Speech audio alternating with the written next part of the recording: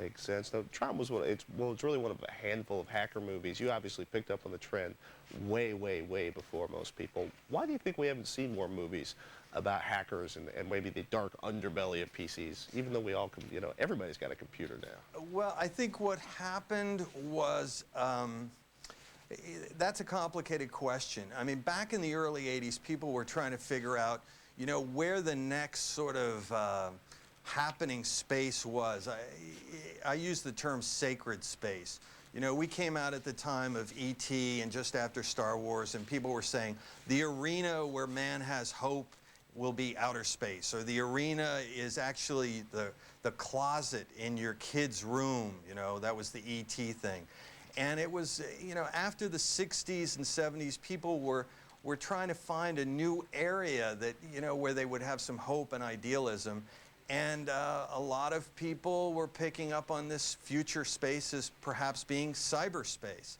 And I think there was a backlash to that because people felt, I don't really know technology and it scares me, so I don't necessarily want the future to involve cyberspace. But what they didn't think about was that 10-year-olds at the time, you guys now, were completely open-minded about this and felt this is great. We've got a new frontier. We're going to go for it. And I think it's taken all this time for the arena to mature and for the audience to develop and feel comfortable with it. Makes sense. I'm kind of curious. You mentioned that you got to, as you were investigating CG, you got to hang out with a lot of people who were hacking at the time. Did you guys get to see anybody as they were breaking into computers? Did they walk you through that, or was it something you more envisioned?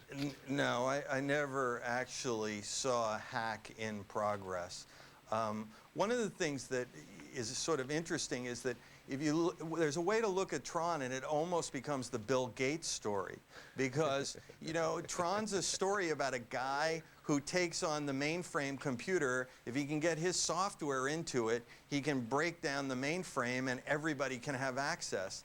And in a way, that's what Bill Gates was doing back in 1981. He managed to get Windows into the heart of IBM, and the result was the PC was now, there for everyone, and then that led to the internet. So, it's funny. It's, in a way, that was the ultimate hack. Now you got to be wondering whether or not Master Control Program was a big blue box or not. So, yeah. I got a question for you. Are we going to see a sequel? We hear rumors here and there. Yeah, we're kicking that around. It's this is a transitional time. I like to think that in Tron, back in the idealistic days, we did a story about computers bringing out the best in each of us, and the metaphor was the programs trying to reach the users, and it was about vertical communication, symbolically showing, getting in touch with the best in ourselves. And what really happened over the last 20 years is that we sort of just got in touch with each other horizontally. It didn't so much connect us with some higher power as it connected us with, the guy next door. And I think eventually we realized, hey, there really isn't anything happening here that goes to the next level up. And in some instances, computers connected us with the next level down, if you know what I mean.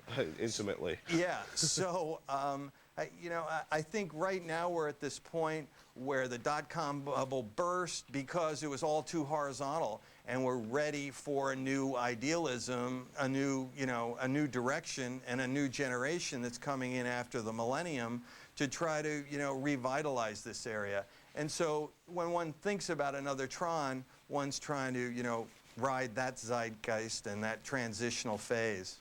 Wow, that could be a very intense movie, Stephen. Folks, we want to take a quick note. Disney's just released a special 20th edition DVD version of Tron, and as always, you can find out more about Tron and Stephen at his website at www.tron-movie.com. Stephen, I want to thank you so much for taking time to talk to us on the Screen Savers. It's a pleasure to be here. Thank you, Patrick. All right, folks, to find out more about how Tron was made, the obstacles it had to overcome just to get to the screen so you could see it, we've got a great article waiting for you at thescreensavers.com. Folks, up next, I'm going to steal this. Maybe wondering, is it time to upgrade? A lot of times people go straight for AMD. Didn't you when you built, what, your 4th system in your house? When I built my 6th system, yes. 6th system. Marty he was getting a little low on funds. He couldn't decide whether to go Duron or XP. Now, do you know the difference between the Athlon XP and the Duron, Marty? Well, mainly the Duron is cheaper. It's kind of like the distinction between the Celeron and the Pentium. Or the Pentium 4. Right. Pentium Well, 3. that's what I mean. It's good stuff. So basically what we got right here is the 2 packages. The classic package over here on the right, which I believe is ceramic last time I checked, is, you know what the Duron comes in. And if you switch over to the other processor in the lovely brown package, we've got the AMD XP 1500 Plus, or a reasonable facsimile thereof. And what does that mean? It's the organic packaging. It's their new packaging. What does it mean to you? Yeah, what does that mean? Absolutely nothing. The They both go packaging. into It's the just what same they're sockets. mounted on, right? Yeah. The biggest difference between the 2 chips, actually, because the latest Durons have the same core as the Athlon XPs, but they do have a smaller cache. Cache is about half the size. So you're probably wondering the performance differences. Definitely, because, you know, if I can buy the Duron and have pretty good performance with it and save myself a lot of money, because they're much cheaper than the Athlon, I'm going to do it for sure. I'd be shocked. We looked at some testing. Tom's Harbor did some great extensive testing on this. One of the biggest places, AMD people are always seem to be into gaming. Certainly you are. I know you, when you're not, I can't even make that joke on air. Sorry.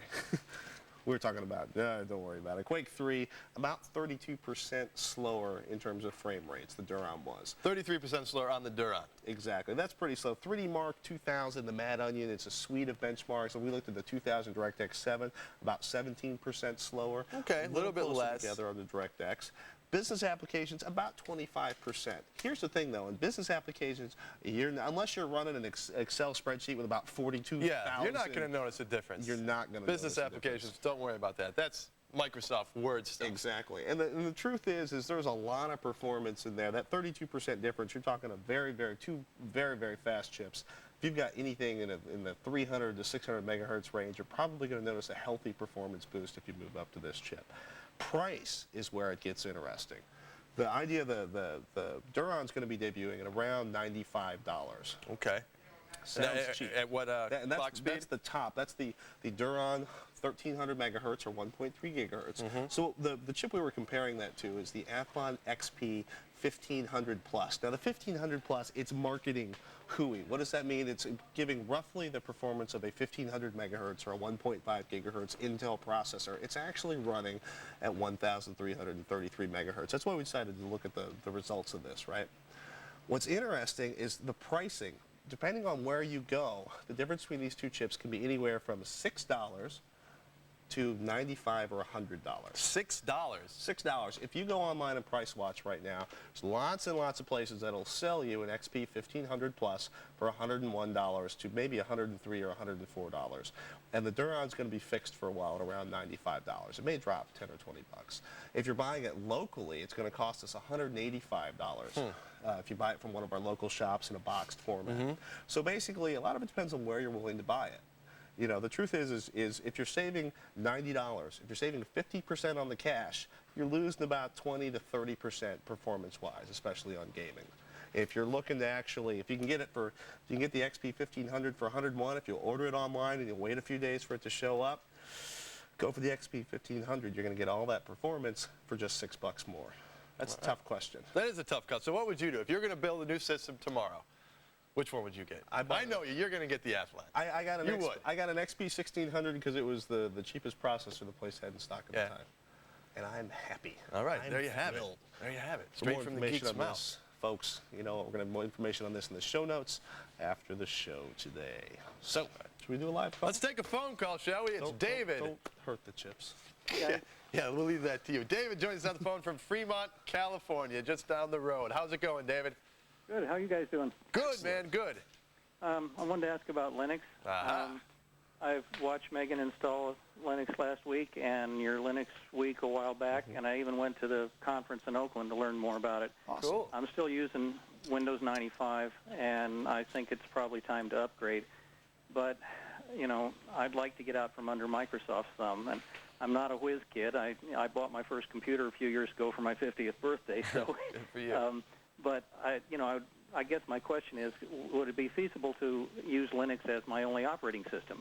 I mean, I realize there'll be a little more effort involved in using what everybody else does, but Sure. you know, I'd be willing to put that in if it would be, you know, but I'd like your opinion.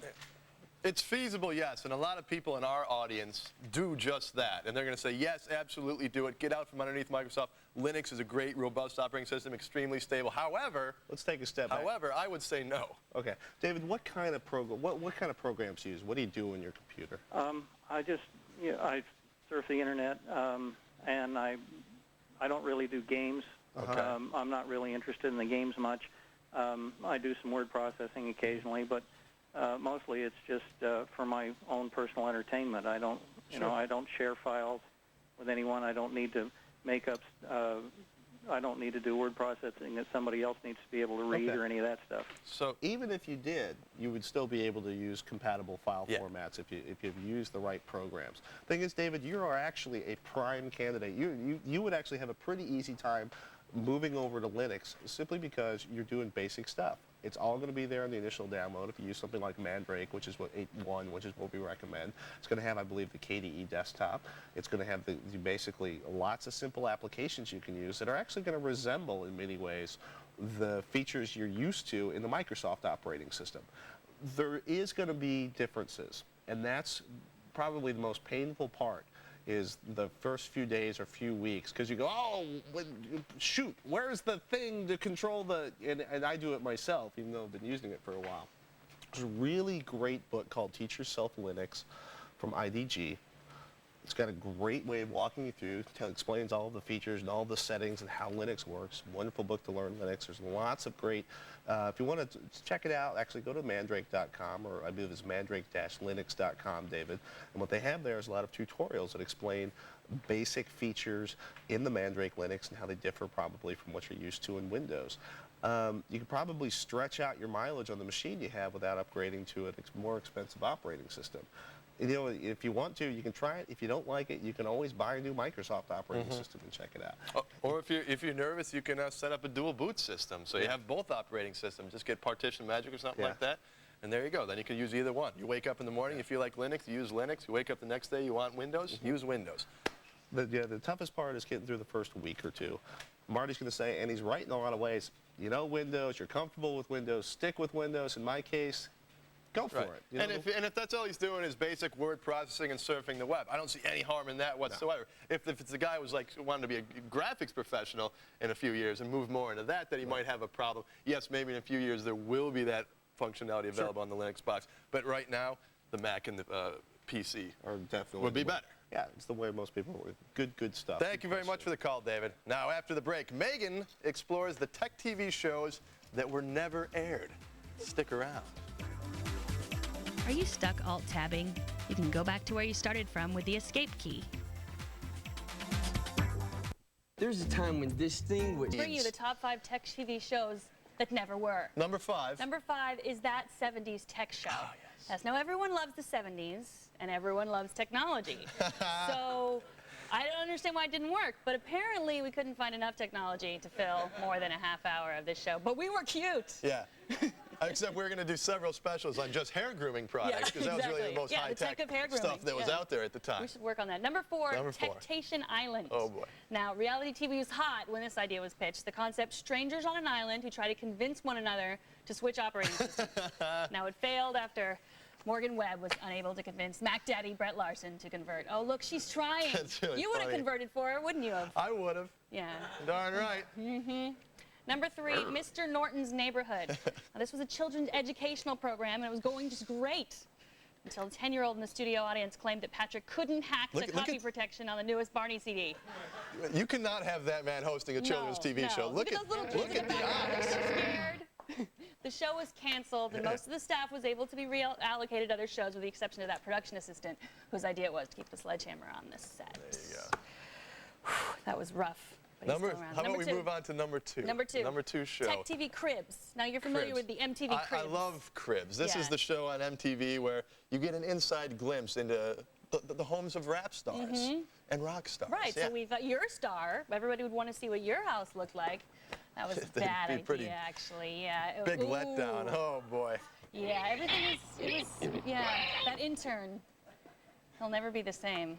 I think his parents actually sued us. Yeah. Yeah. That wasn't my house, Megan. I've never been there. Is that your house? Whose house was that? Whose sty was that? Can we see that picture again? Is that Patrick Norton's cubicle that we were just looking at there? That is so your house.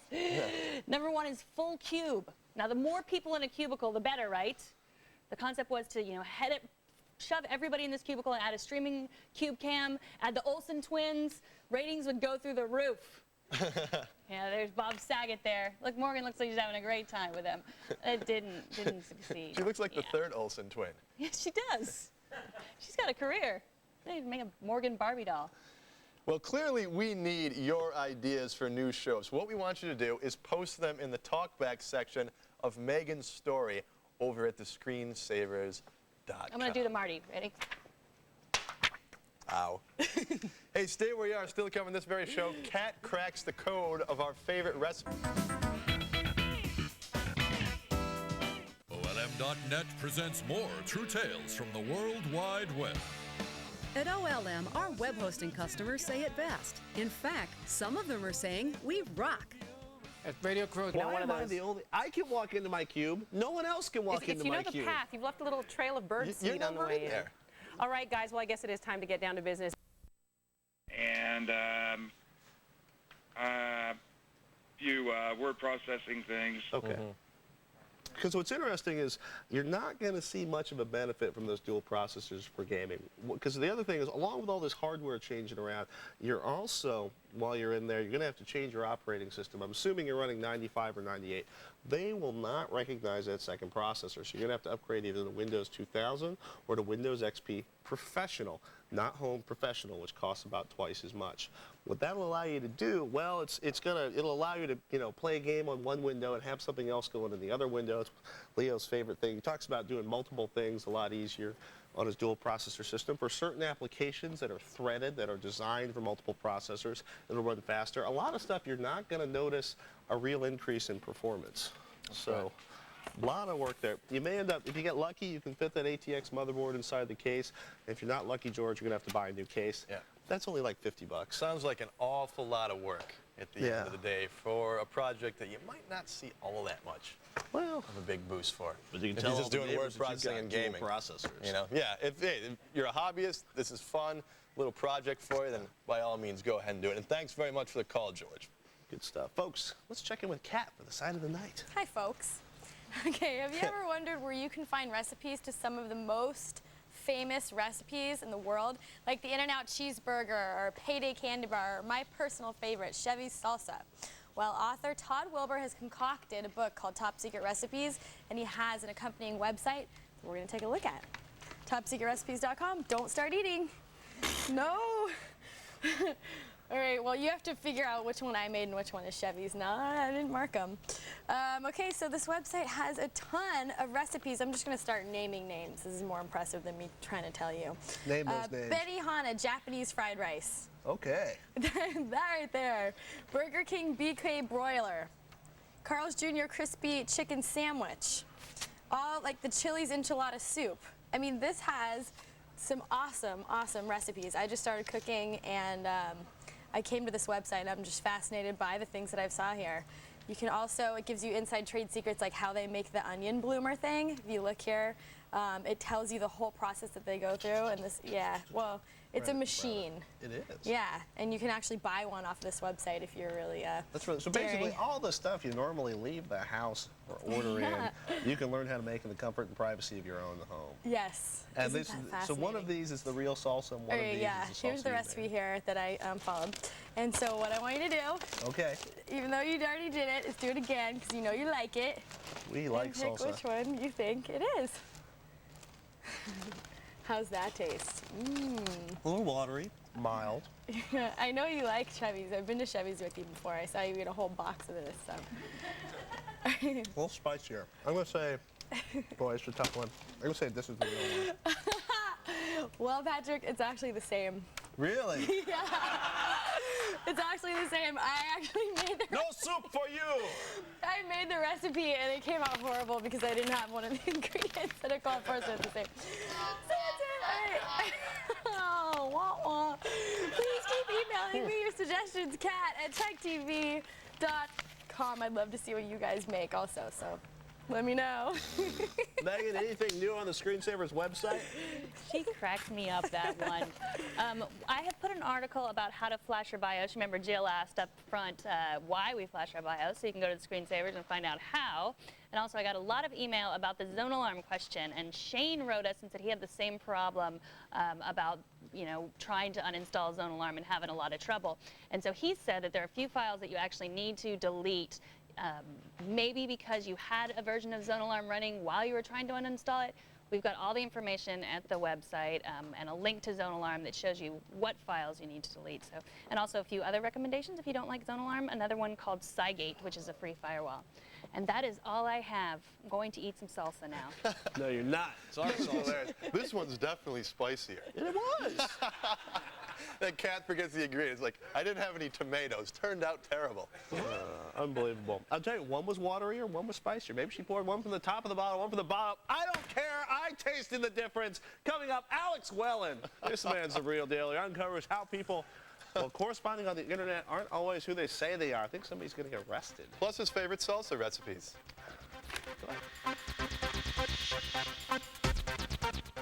On the next Call for Help. I didn't believe that I was going to meet a child. I thought, in this case, he didn't say he was going to meet an adult. A lot of times they think that. But he said, listen, when I was online, I had a conversation with lots of people, including this person you're calling Skaterboard 88. And in fact, that was an adult pretending to be a child. And when I came to New York, I never really intended to meet him. Yeah, and this guy had previously been convicted. He was already a registered sex offender in the state of California, That's right? True. That is true. So did this defense work?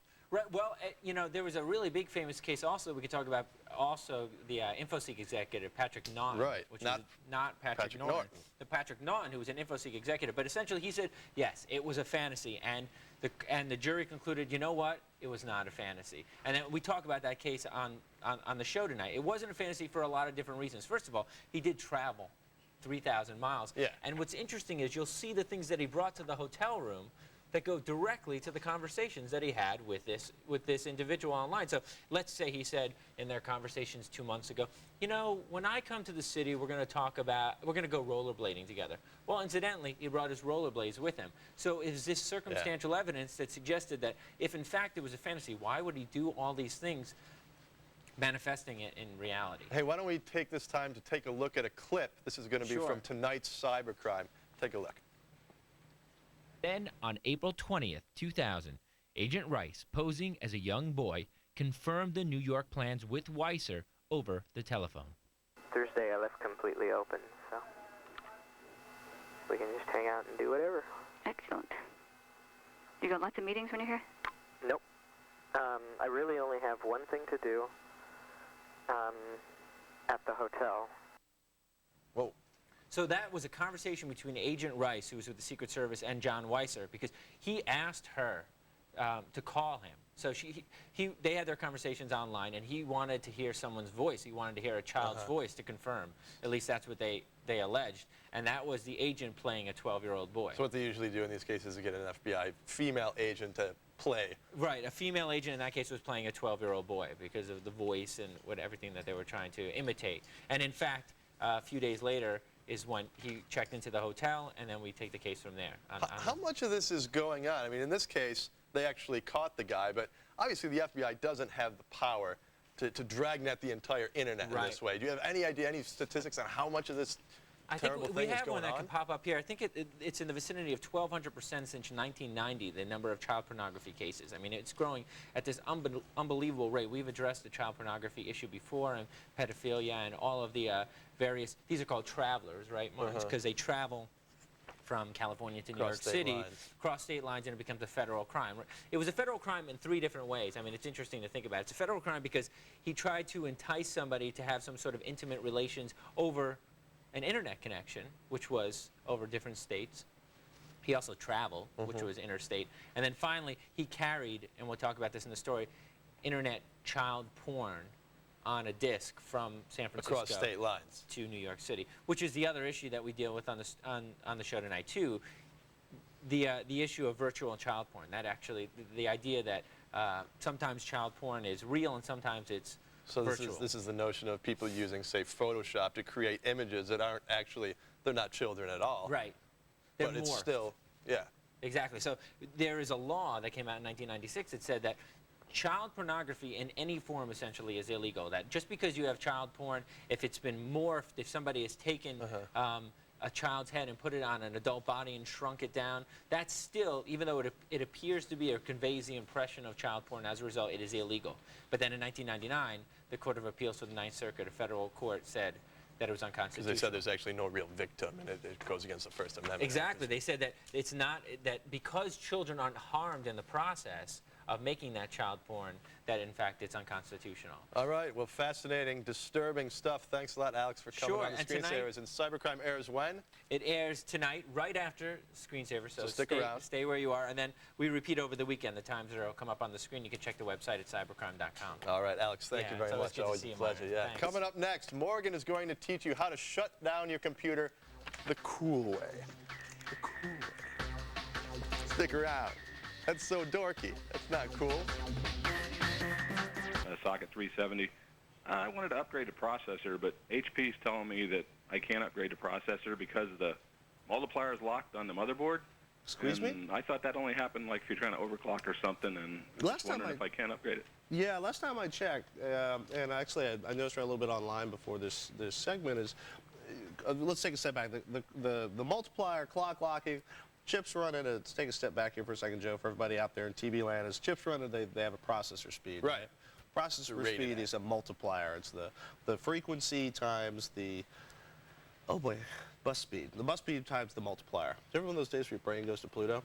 So if the multiplier actually is getting into 12, 13, 15, ridiculously high numbers these days, and it's basically because your processor has to run at some multiple of the bus speed, which is either 100 megahertz or 133 megahertz.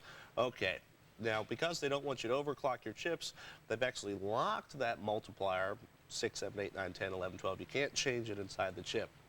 You're definitely right about that, Joe. In theory, what they're saying is they set up this motherboard, this 6300 series motherboard, so that it would only run with one processor. Just between you and me and the rest of the world, Joe, yeah. I doubt it. Okay.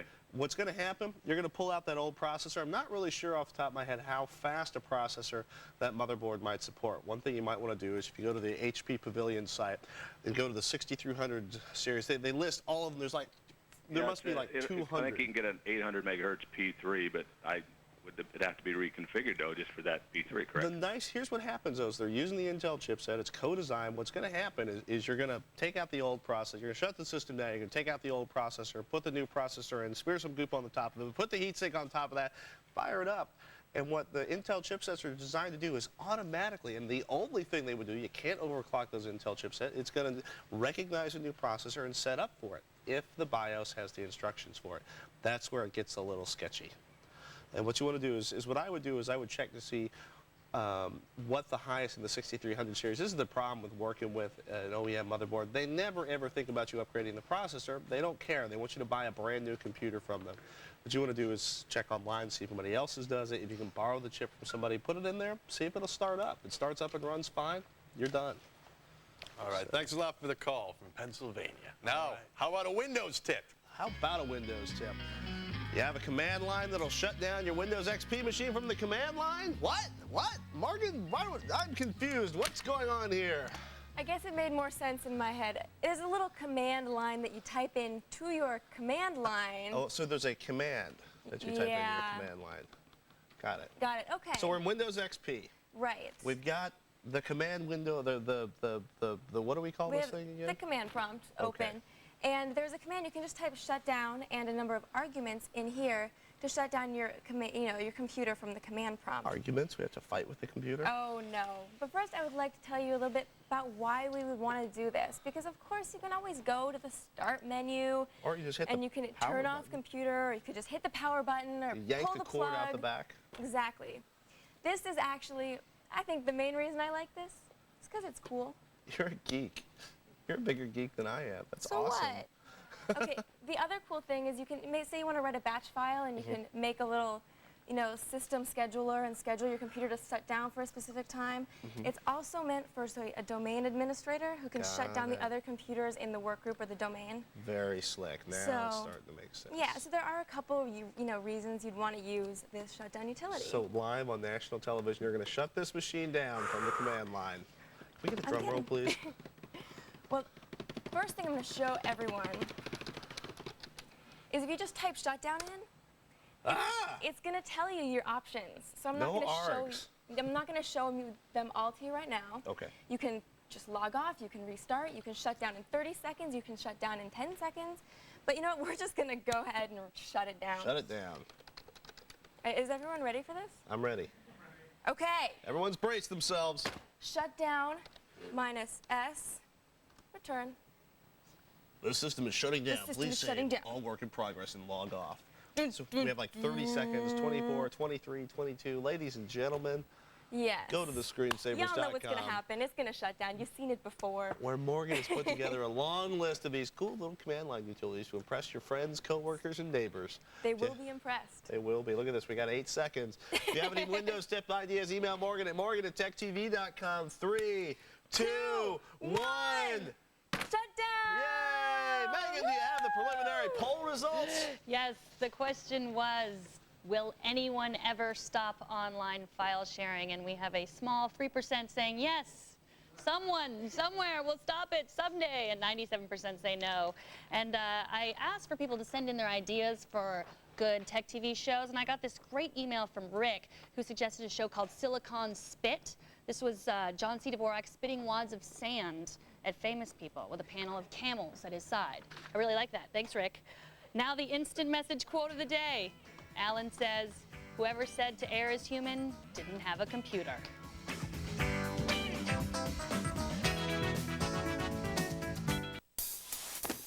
Remember that feeling of having to stay inside the lines? It's sort of like communicating on the internet today. Now imagine an internet service that lets you fully express yourself. Break the boundaries with AT&T WorldNet Service Plus. After all, why just send a typeface when you can send your face with video email? And with the most reliable connections, our instant messaging and chat will keep you connected. Plus, you can get web access by phone free until March, so you can check your emails from anywhere. All from the internet service named Best ISP by PC World. And all for just $16.95 a month, nearly 30% less than AOL. Now get 1 month free when you sign up for AT&T WorldNet service. So call 1-800-WorldNet today and kiss ordinary ISPs goodbye. AT&T WorldNet Service Plus. Pretty hot, huh? I felt so proud of myself because I had read a 24-chapter book. I thought, wow, that Hooked on Phonics really worked. Presenting the newest version of Hooked on Phonics, now with 30 easy-to-use computer games to make learning fun. See an improvement in your child's reading in 4 weeks or your money back. Call in the next 10 minutes and receive National Geographic's 30 memorable years on 10 CD-ROMs free with your order. Call now, 1-800-ABCDEFG. Growing up backstage here at the Apollo Theater, I had some incredible teachers. I mean, they could show me a move and make it stick. Today, when teachers look for creative ways to reach a kid, they turn to cable in the classroom. With donated cable technology, teachers connect kids to a world of commercial-free educational programs. With free study guides and internet support, cable helps teachers make it stick. Nice moves, Cable in the Classroom. Cable in the Classroom is a public service of Tech TV and your local cable company. Hold on to your seats. We're going faster. Exploring farther. Growing stronger. Changing the world one breakthrough at a time. Get a front row seat into the future. Tomorrow's World. Weeknights at 6:30, 5:30 Central, only on Tech TV.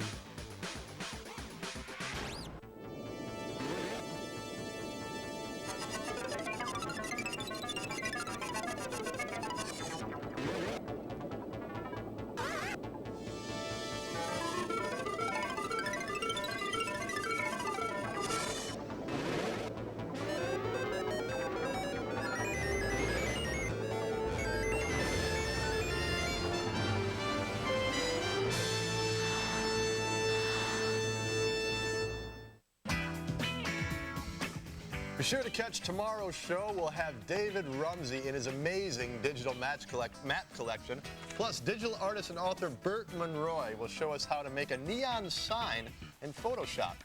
And see what is Pat's personal PC. Pat's personal PC and all that and more. Tomorrow's Screensavers. Wow. You know, we always talk about Leo's book, but Leo's not the only one that did some fine side projects. Oh, such as a digital video for the desktop, the video that Michaela Pereira and I did. It'll get you started on the road to becoming a digital video editor, how to make movies and edit them on your PC and share them with all your friends. You can get this at techtv.com/shopping. Don't buy that trash. Buy How to Build Your Own PC, starring Leo and I, where we take you step by step through the process of building your own TV, a cuddly adventure and experiment in personal growth that only you, I, and Leo can share. Folks. Mine's better. And where do you get it? Well, you know what? All over the place. techtv.com/shopping? /shopping. That's it.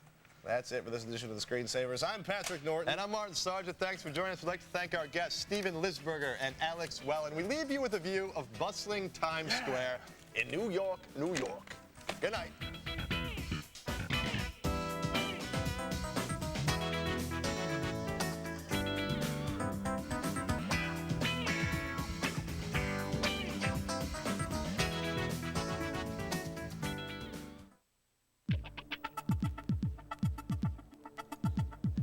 Legal deja vu. Netscape goes after Microsoft for antitrust violations, this time via AOL Time Warner. The media and internet giant is seeking damages for the alleged harm Microsoft caused to its Netscape. An animation. So you need 2 steps for that kind of an animation. Neon sign on, neon sign off. So I'm going to create the 2 steps. Before we actually show people how to do it, I'd like to point out that I have control of the mouse over here. You don't use the mouse for your art. You use a Wacom tablet. Why don't you tell us a little bit about why? Well, this particular one here, the Graphire 2, I like because of the fact that it's small, lightweight, and everywhere, all over the world, all I do is plug it in and it works right away. I like it because it's just a much more natural way of working for me. Yeah, so you started out probably as, you know, a freehand artist before computers came around. I was strictly a mouse man, actually, until last year. I made the conversion, now only pad. Now you're not looking back. Okay, let's create a neon sign. Okay, I created this little background here, which will become the basis of my sign. And I have some paths here that are going to become the glass. Now, I didn't finish them, so I can finish it here. I'm just going to create a little dot here, come down here and click and drag, so I get a little handle, click and drag in this direction, and finish it off right there. So this is my path, which is what I'm going to use to create the actual neon tubes. Now, I do everything in a layer, so I'm going to create a separate layer here. And in this layer, I'm going to take my paintbrush. I'm going to come up here and I'm going to create a new brush. Okay. Now I'm going to go in here and create a little diameter. Let's say we'll make it a 13. The spacing down to 1%. The spacing here, if you crank that up, then you're going to get basically like a dotted line. But I want these to be a solid line. And the hardness so that the edges are real hard, leave it at 100%. And I click OK. So I got my color here. I got it set to black. And I select the paintbrush with that brush. And then when I go to my paths over here, I drag it over the stroke path here, and it creates this little Look at that. black. Now, what this is the shadow. I'm creating the shadow. I'm doing the shadow here instead of in the layer styles because I want that shadow to show through the glass. I see. So in another layer, I'm going to switch to white and stroke the path again, and now I get a white one. See? So now I look at the shadow one, which I'm going to move over ever so slightly to the side like that, and bring down the opacity so we can see through it, showing that red coming through there. The white one here, that's the glass. So I'm going to go into the layer styles for it, so I double click on it. And the first thing I'll do is I'm going to take away the fill opacity. That's the white that's in there. I'm going to bring that down so we can see through it. And right there you can see that we can see the shadow going right through there. That's pretty cool. So it just sort of blends them together. Right. Now it's a piece of glass, all right? So that means that when you look at the sides, you should see the thickness of the glass. So what I'm going to do is give it an inner glow. And the inner glow, as you can see right in there, gives me a nice little edge all along the glass, which I can kind of pump up ever so slightly, make it a little bigger. So I get this nice little edge in there. And that's all I'm going to do for that. Click OK. And there we have the neon sign off. So I'm going to create another layer here. And holding down my Option button on a Mac or the Alt on a PC, I'm going to say Merge Visible, which merges all those visible layers into that layer, leaving the original layers intact. That's my off state. So I'm going to turn off the eye for now and go back to this guy. Now, since the light's going to be on, we're not going to see a shadow, so I'm going to turn off the shadow at this point. And I'm going to create another layer on top of it. Let's go in here, create a layer. And let's switch our foreground color to this bright green. That's going to be the color of our neon. It's going to be the neon, okay. And I get my airbrush, and I'll look for a size that's a little big. So let's go in here and get something a little smaller. Let's say we go with this 13. That looks like a good size for our brush. And just like before, I'm going to stroke that. And that gets our little light going on inside, all right? Now, go to neon again. That's this original white guy. And I'm going to give it an outer glow. So now it has a little glow on the outside because the light's on, so it starts to produce a little glow. I click OK. Now, it has to glow on the sign as well, this yellow thing back here. So I'm going to turn that into a selection. I'm going to command click on it right there. And I'm going to expand that selection. I'm going to go to Modify and Expand. And let's say we expand it to, say, 15 pixels. It's going to be this big area here. Now, it's a soft light, so I need a soft edge. So I'm going to go to my select, and I'm going to feather it. Let's say we'll feather it, let's say 8 pixels. Just about half of what we did for the actual expansion. Then back here, right on top of the little sign here, I'm going to fill that area with the green in a new layer. There's the green. I can now deselect that, and I'm going to bring down the opacity a little bit. Now, you see what happened to the red? Yeah, we can't see the black. red anymore. It looks like it's being blocked out. So what I need to do is to go into the layer style for that particular layer, and right here I'm doing the blend if. This controls the lights and darks of that particular layer and the underlying image, which is where the red is. So if I pull this up, so expose some of those dark tones, you see that the red starts to appear right in there. And if I hold down my option button, I can split that little guy there. So we start to get this nice little softened edge in there. And I click OK, and then we have the little neon coming through and with the red sign. And we have the off state. So all we need now is a little sound effects, and we go zzz. That's amazing. I mean, that looks just like a neon sign. There it is. Makes me want to go out and have a cocktail. That's all you need is 2 steps. That's Leo's Underground. Good cocktails That's a great in that place. Hey, that is amazing. Man, you went through it pretty fast. It's amazing that you can do it that fast just by memory. But we do have all the steps on our website at thescreensavers.com. And, Bert, you have written an amazing book all about how to do great effects like this. It's called, what is it? Photoshop, Bert Monroy, photorealistic? Photorealistic Techniques with Photoshop and Illustrator. I didn't name it. It's a long name, but that's what it's called. Wow. If you want to find out more about Bert's work, you can visit his website at bertmonroy.com and learn how you can make your very own neon sign or a snowy field or any of the other great stuff he's shown us here on the Screensavers. And as always, Bert has written a great tutorial on how to create your own neon sign, and it's hanging out at thescreensavers.com. Thanks again, Bert. Always great to have you here. Impressive. Stay where you are. Still to come on this very show.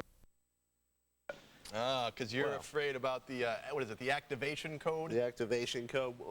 Bill may want you to feed Windows XP to the cat if he can convince you of that, but you're not going to have to buy another copy. The worst thing that, I'm sorry?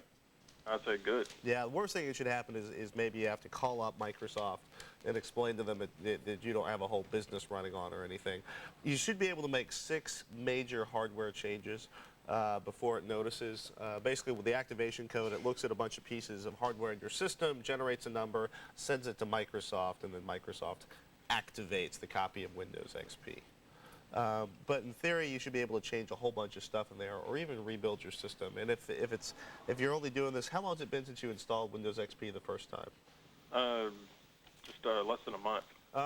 You know, somewhere the rumor I've heard is somewhere around 6 to 9 weeks.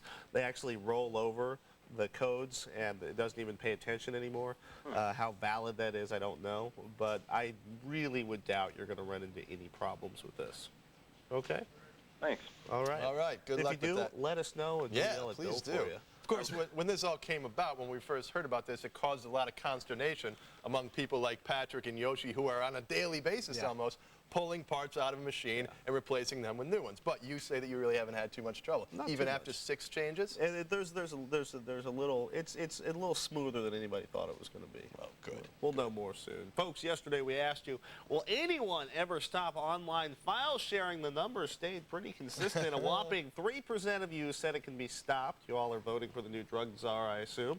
And 97% of you who did pay attention in economics class said, no, it's not going to be stopped. Right answer. Question of the day, from the Sacramento Bee. Following the December 30th killing of a 20-year-old man outside of a cyber cafe in Orange County, the town of Garden Grove, the city council of that town has placed a 45-day moratorium on the opening of any new cyber cafes. The killing allegedly was motivated by a heated online gaming session in which one participant lost and then went looking for the winner with a screwdriver. The Garden Grove Council has made a few new rules for the cyber cafes, mainly aimed at keeping youngsters, or gangsters, away from them on school nights. The cafes will now have to evict the use after 8 p.m. on weekdays and after 10 p.m. on weekends. So our question is, should cyber cafes curfew minors? Yes or no? And you know, this is interesting about this story, and if anyone is watching from Orange County and knows the answer to this, on a daily basis, even before any of this went on, these cyber cafes could not be open after 12 in the morning. So why should that be? I mean, the bars down in Orange County don't have to close till 2 a.m. Why should there be a law in place that a cyber cafe has to close at midnight? Well, what's interesting is also they're suggesting that they're going to trade off. You kick the minors out at 8 on school nights, we'll let you stay open till 2 a.m. all those nights. Wow, so that's, if anyone knows down there, let us know. Is it a content issue about what people are viewing on these terminals? I don't know. And if anybody knows a good local Marty can hang out in and he's down there. Please, let us know. I need a friend. And now let's check in with Kat for the sight of the night. Okay, so are you looking for a new look? Are you a little too geeky for your own good? Are you a man who wants to look like a woman, but you're not quite sure what to do about it? Well, ladies and gentlemen, I have just the tool for you. It's the Makeover-O-Matic. Check this out, Marty. Oh, boy. It's by Substance.com. And it's really cool. What you do is you upload your picture. And by the way, I don't think you need a makeover at all, Kat. You look fabulous. Thanks, Marty. Yeah, so I don't need, well, you do, but we yeah, I know I do. That's evident. So what you do is you upload your picture, super easy, and then it takes you to this little like Photoshop-esque sort of thing where you, where you trace precisely your lips, and it does like certain features, your eyes, your nose, all the essential ones. That's so much easier than getting the collagen implants. I agree. That sounds like it would hurt. And then what it'll do is it'll put your picture here where this model is, right here on the right, because it takes a long time. I just wanted to do this one. And what it does is it takes you through all the different types of things that you can do to enhance your look. And it has tons of options, which makes it that much cooler, you know. So we can give her some blonde hair. And we can give her nice eyeliner. And I don't know, it's really cool. If you know you want to change your hair color or do something drastic, this is a great place to go to check it out. Absolutely, before you actually go and make the cut. Right. Get the dye, then you can't go back. Exactly. I've been thinking about doing something drastic. I wish I had done this before I got this haircut.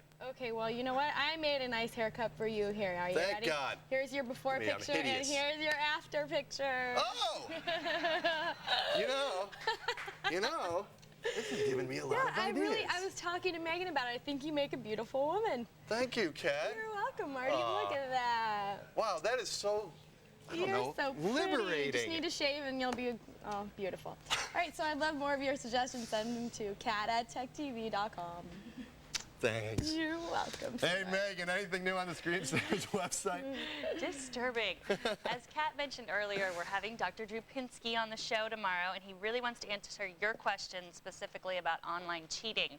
And I know most people don't really want to post questions about online cheating, but we want you to. Go to thescreensavers.com, post your questions in the talkback section on the Drew Pinsky story, or you can email them to thescreensavers.com. at thescreensavers@techtv.com, or email them to me at megan@techtv.com. And I promise only to use your first name, and I'll delete it immediately after. You know you can trust me. And tomorrow, check out the Cube Cam, because it's found a new home in Kat's Cube. You know, I kind of doubt we're going to be getting too many net cam calls with people having questions about online cheating. But if you send us a question via email, we promise to respect your true identity. Or you get special bonus points if you if you want to do it, we really encourage it, though. Hey, coming up next, want to try new software before buying? Megan will tell you about high price. Unfortunately, the processor wasn't quite up to the task of filling it. It's basically being phased out. This one's going to be disappearing pretty soon. So if you buy a lot of RD RAM, you're probably not going to be able to use it on your next motherboard. Its primary competitor these days, actually, let me hand this one over. That's PC133. That's the old standard, is DDR RAM, which costs a little bit less. RD RAM has dropped in price, but it's still more expensive than DDRAM or double data rate SDRAM, Ken. Basically, if you go to tomshardware.com, he just did a great article looking at the new 845 chipset from Intel, which is the first Pentium 4 chipset that supports DDR-RAM. He's not real happy with it from the benchmarks. So you're probably going to end up having to use RDRAM if you go with the Pentium 4. I gotta say it. You might want to think about going with an Athlon and upgrading the rest of your components. It's a real tough call out there. Do you plan on doing any overclocking at all, or just going to run it as a straight, clean, more tame system? Yeah, no overclocking at all. Okay. Definitely take a look at tomshardware.com. We're going to put a link to that article where he talks about that new i845 chipset. People have been waiting for it for a long time to see what DDR was going to do with an Intel chipset. He's not looking real thrilled about it, and I'll be honest with you, if you're going with a P4, you're probably going to end up with a RDRAM-based solution. Yeah, I've seen a tie-in motherboard that supported the DDR-RAM too for about $100. Yeah, it's not too bad out there. I'd take a look at some Nantech.com and Tom's Hardware have done some great motherboard roundups looking at the performance. And did I mention that for less money, you can outperform a Pentium 4 in many functions with an Athlon? All right, I'm going to quit beating that horse. Good question. Good question. If you're running P4, you're probably going to end up with an RDRAM solution. Basically, it's Intel's choice for faster memory, and the truth is they're basically walking away from it because it's turned into a pretty expensive debacle. Right, and that's something you really have to think about. If you do go with the RDRAM and then you keep a lot of that motherboard, you might not be able to use it in the future. All right, that's a tough probably going to get rid of the DDR-RAM, or the RDRAM, I mean. It's a tough one. That's one of the things to think about, whether or not you're going to be able to upgrade and keep these components, because you're probably going to be upgrading your system bit by bit over time. That's right. Oh, yeah. That's always a tough one. Good question. Thank you, sir. Have fun building that system. I love you know what? Burn your billfolds. You're going to melt your American Express card. Actually, what am I talking about? It's time for Megan, the sister lister. I know I'm always going on and on and on about the free stuff, but the truth is that I'm all about paying for good software, as long as I can try it before I buy it. So today I present you my top 5 favorite free demos. Now these are expensive programs you can demo for free, either for a certain amount of time or with limited options. So five. Whoa. 5. Paint Shop Pro. 5.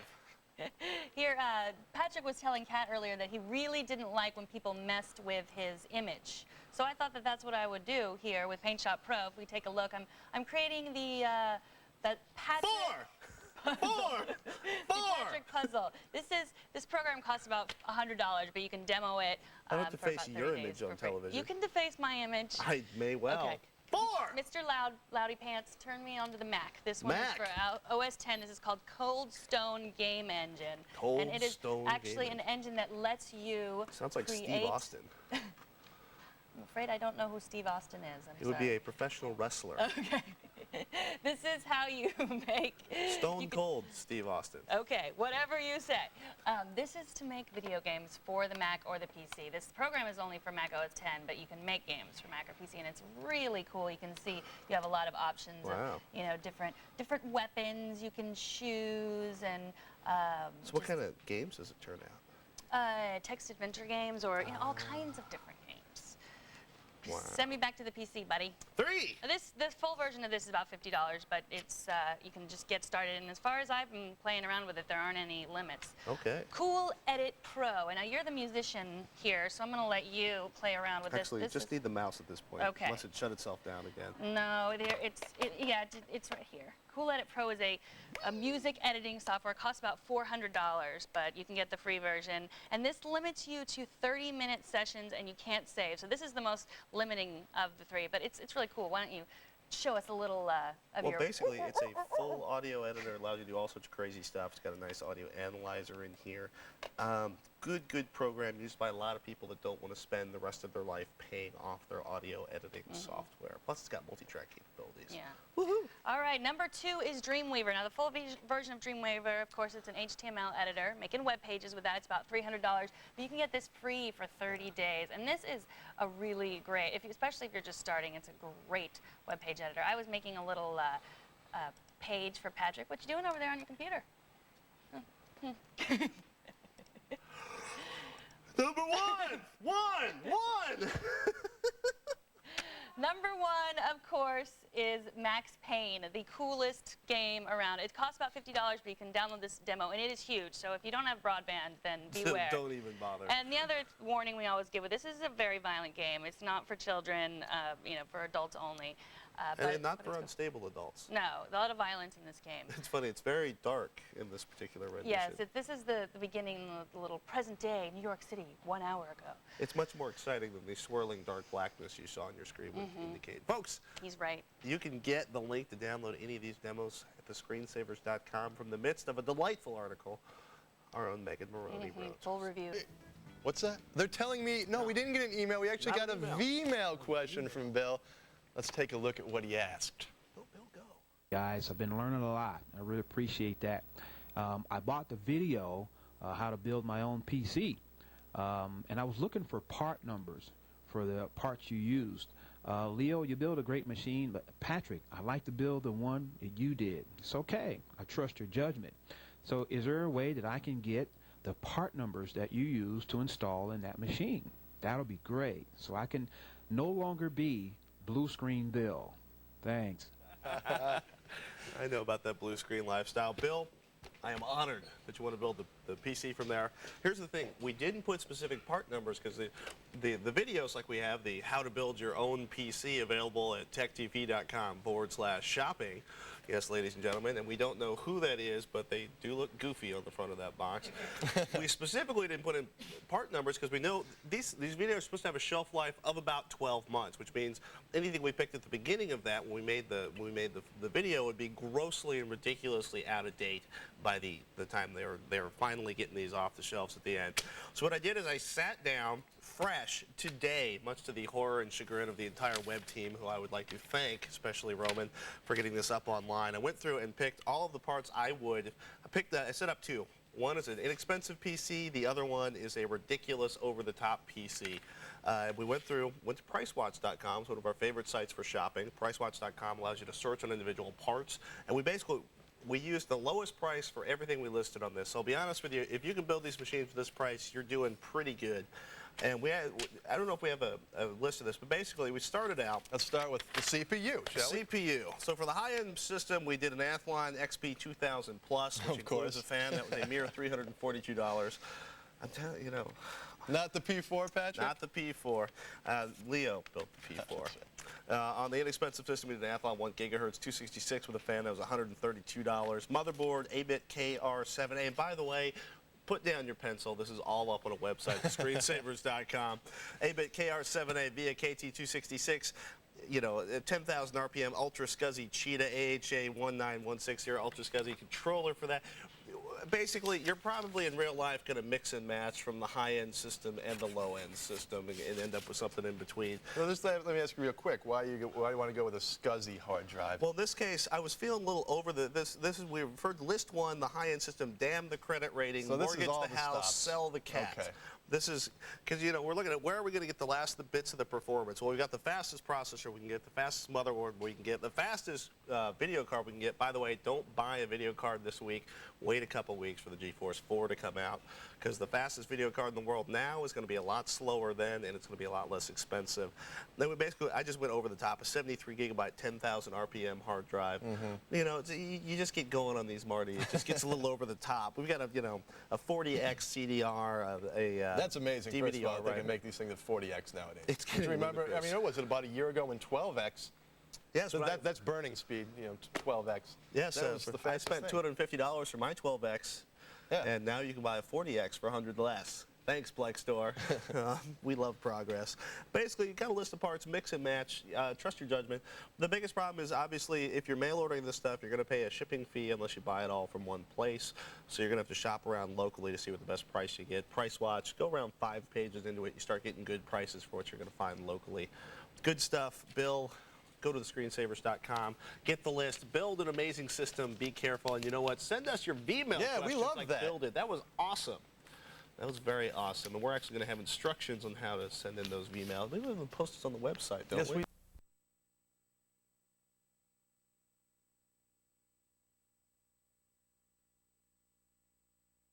Really tired of this. I just want to watch my show. Now Microsoft is launching its bid for the home entertainment networking market. tying its MS